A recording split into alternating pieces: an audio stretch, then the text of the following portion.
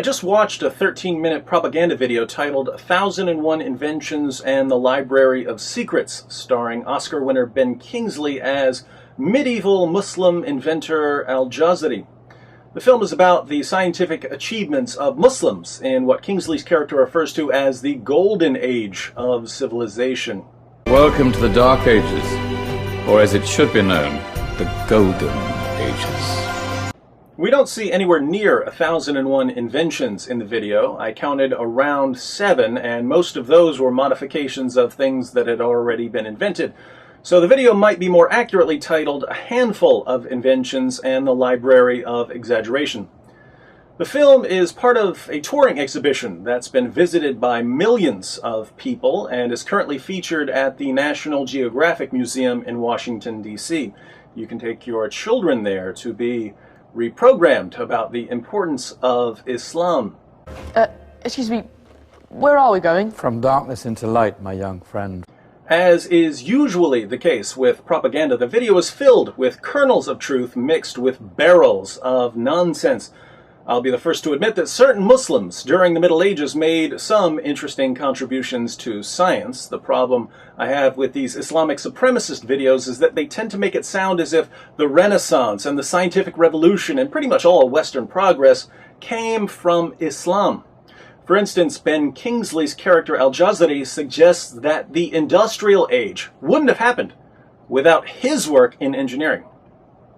In fact, I've no idea how the Industrial Revolution could have happened hundreds of years later without such a device. Not that I ever get the credit I deserve.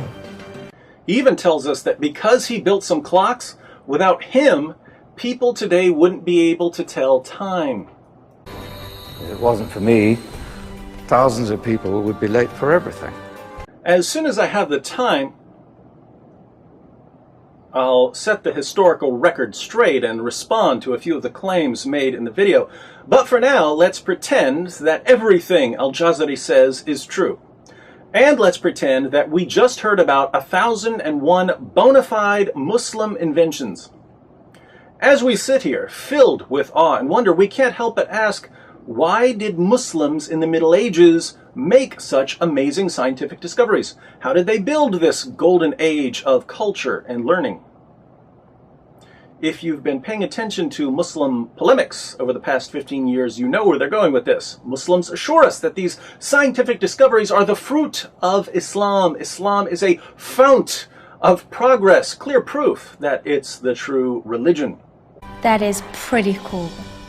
This idea that Islam has something to do with science is probably puzzling to you if you've read the Quran, because the Quran is a scientific catastrophe. Surah 1886 tells us that Alexander the Great traveled so far west, he found the place where the sun sets. According to the Quran, the sun sets in a pool of murky water.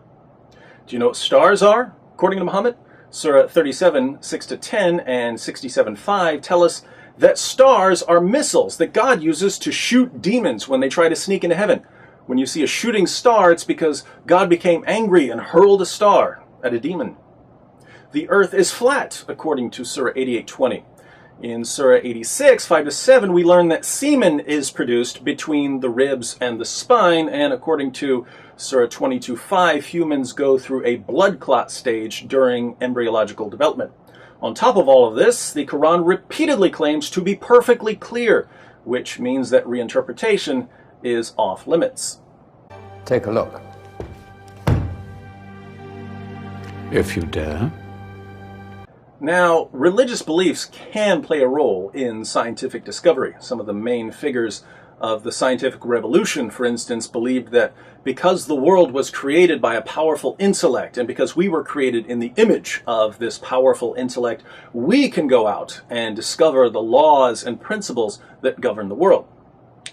Most of the time, however, scientific research is pretty independent of a person's religious beliefs. If you're a Christian doing research in the laboratory, you could probably do the exact same research if you were a Hindu or an atheist.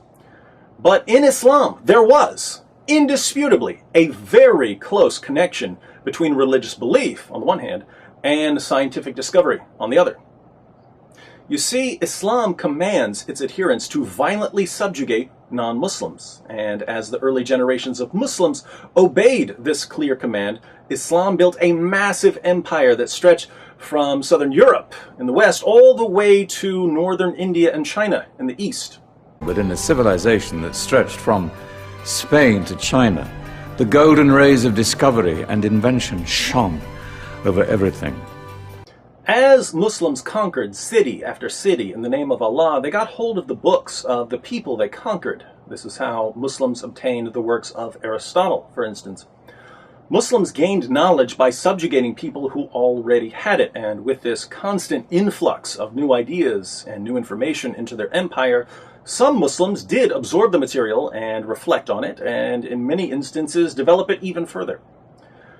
But we have to draw a distinction here between Muslims, the people, and Islam, the ideology. Muslims made certain scientific discoveries, but the only connection between these scientific discoveries and Islam is that Islam commanded the conquering that brought science into the Muslim world. If we ask ourselves what scientific discoveries Islam, the ideology, has produced, we get a very short list.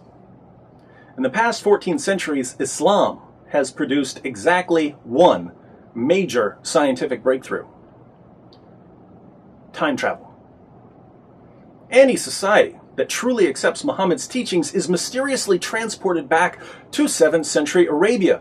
Why? Because part of the message of Islam is that Allah wants you to live and think and dress like a 7th century Arab. This is what makes time travel possible. The Quran is the flux capacitor in that diabolical DeLorean known as Islam.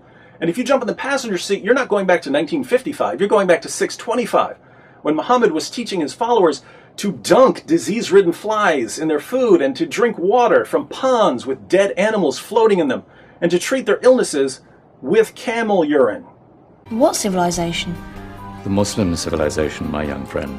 So there were two forces at work during the golden age of Islam. Through military conquest, Muslims acquired entire libraries of data. And some Muslims and Muslim leaders used this data and even expanded on it. This positive force, the force of rapidly increasing knowledge, carried Muslim civilization a certain distance. But there was also the retrograde force of Islam, constantly calling Muslims back to a 7th century way of thinking. Why did science ultimately wither and die in the Muslim world?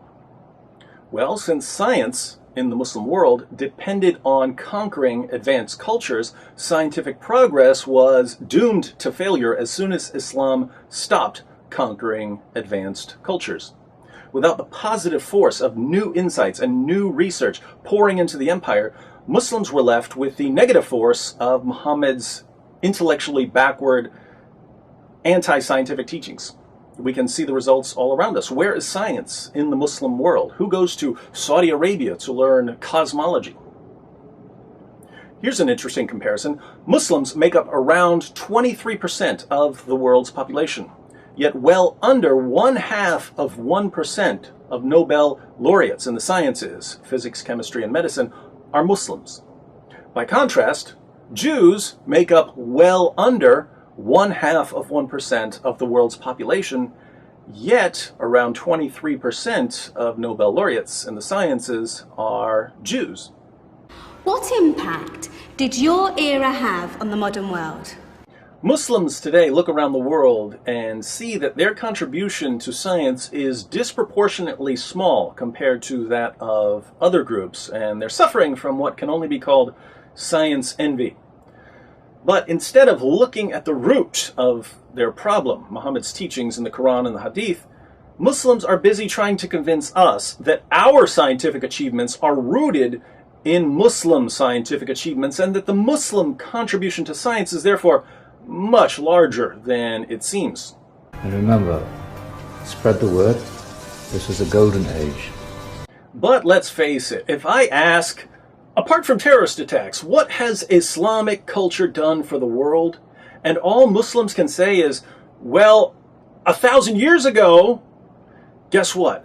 Their little touring museum doesn't have much to do with modern science. What they've got is the Islamic version of Antiques Roadshow.